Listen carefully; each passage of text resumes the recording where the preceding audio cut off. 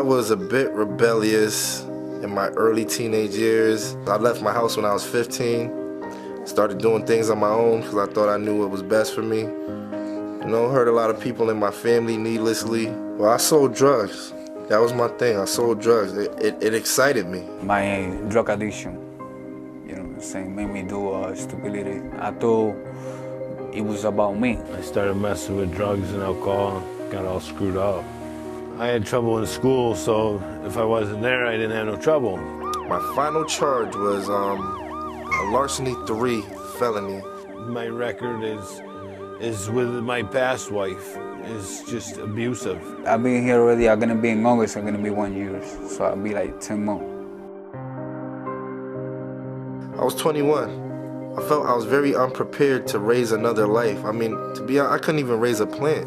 I was having a hard time raising myself, directioning myself, and now to incorporate another life in my hands that I have to mold, and all this responsibility just hit me right in my face. I wanted to be a dad, but I didn't know how.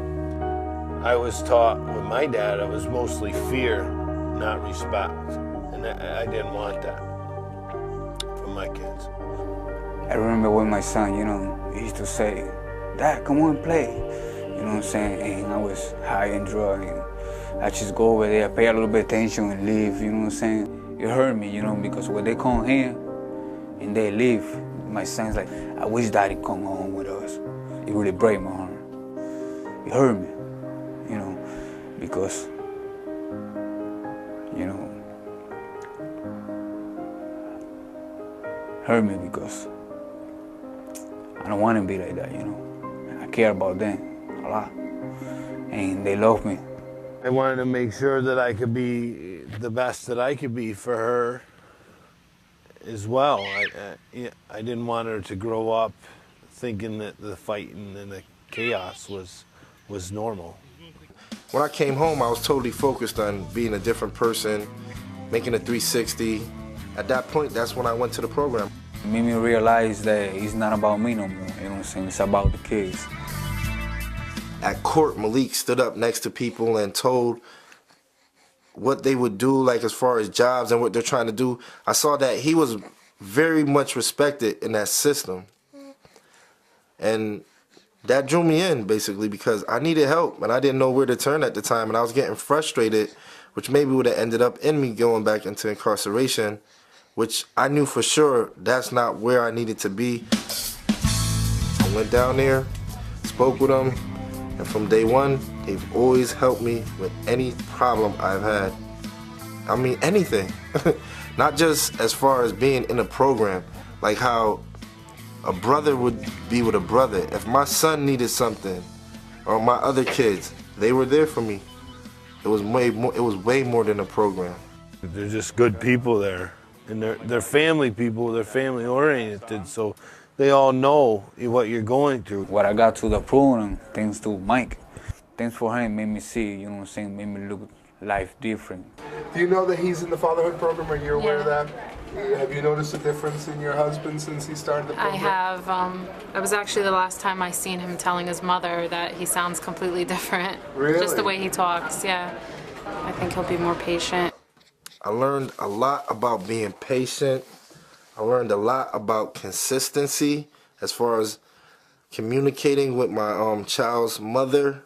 I learned a lot about being a man itself as far as guidelines you're supposed to hold yourself by, how you represent yourself, how you feel other people perceive you as a man.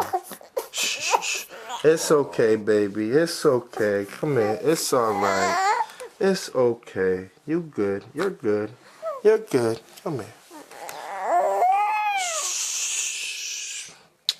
They basically gave me every tool I needed to not get aggravated, frustrated, and basically have a pity party for myself with the system.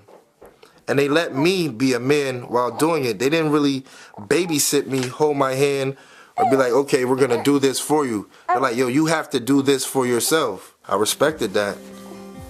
I really did. It helped me. The Madonna's place helped me with, filling out paperwork to getting paperwork to returning the paperwork to the courts, finding out information. I learned to be a better father. I learned to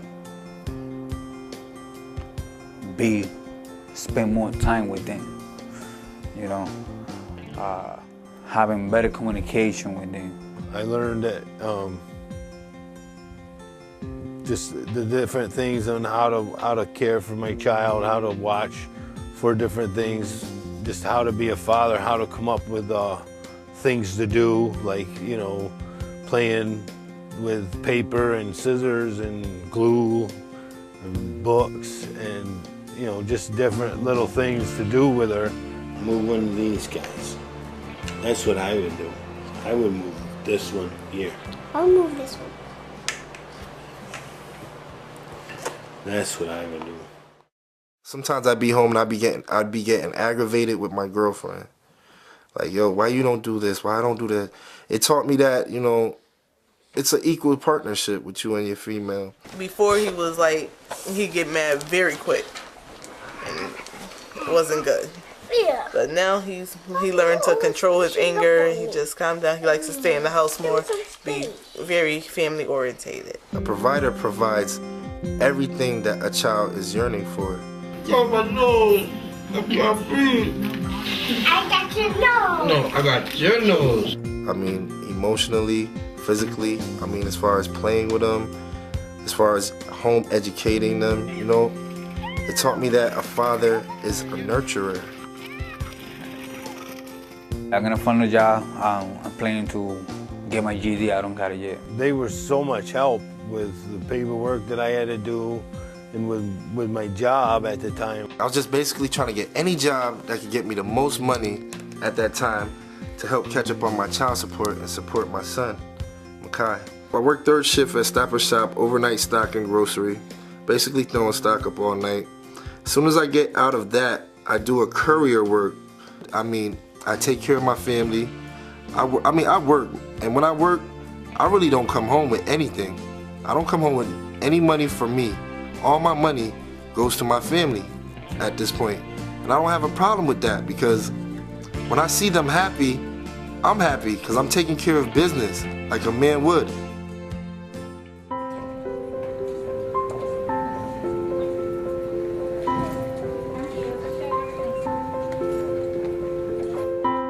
How happy are you to see your family today? Oof, real happy, real emotional, real exciting, you know. I don't even sleep last night, to tell you the truth. Statistics say that the children do what the father does. You don't want your child to be in jail. What do you tell your son? He said, listen, look at me right now. I'm suffering because I don't got you next to me, because I don't got your sister next to me, because I'm apart from my family. This is the consequence. I tell him all the time, you gotta finish school. My brother is in college. I tell him, look at my brother. That's a good example, the uncle. To go from not seeing her to have her full time is amazing. Well, sometimes I just play outside and then I just could not, and then my dad said I can't, and he's working. Or when he's cooking the dinner. What is daddy supposed to do? Tell me to go to my room and take a nap. He tells you when to take a nap? Do you listen to him? No. No. Yes, you do. Sometimes you do, right? But sometimes I don't. And is he a good daddy?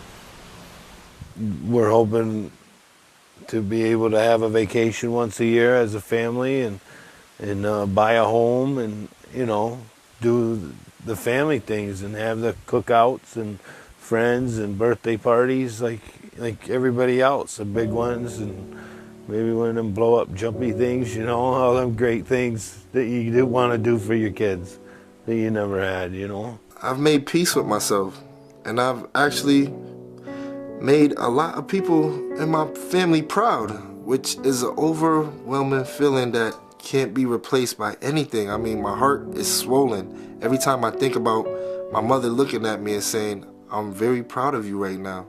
You're doing so good. I'm supposed to be like taking care of his kids. and playing with them and taking them places. I want to be more close to my son. I want to be more involved in his life, you know what I'm saying? Same thing with my daughter.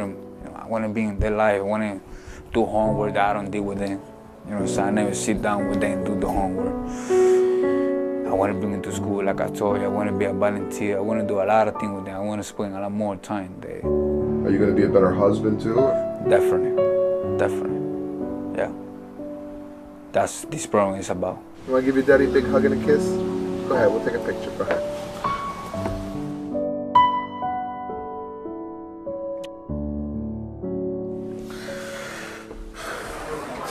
Miss them everything. What do you want for him?